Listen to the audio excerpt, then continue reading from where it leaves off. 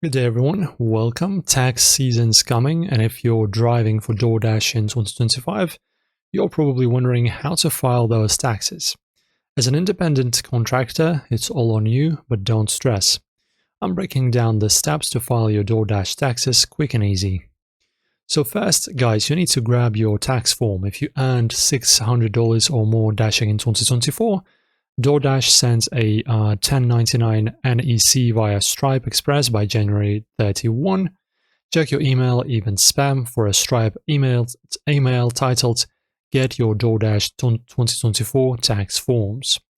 Log on into the Stripe Express, verify your name, address, and SSN or EIN, and download the form.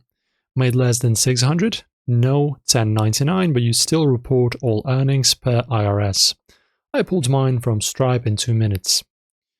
So guys, after that you need to know your numbers. Open the DoorDash Dasher app and go to Earnings and screenshot your 2024 totals, including tips and bonuses. The app doesn't store a full year, says Taxo Search org.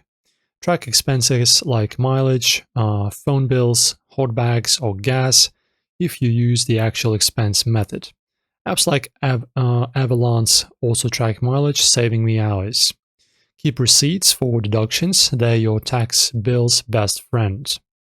Now, file your taxes. Use IRS Form 1040 with Schedule C to report DoorDash income and deductions, and Schedule SE for self-employment taxes.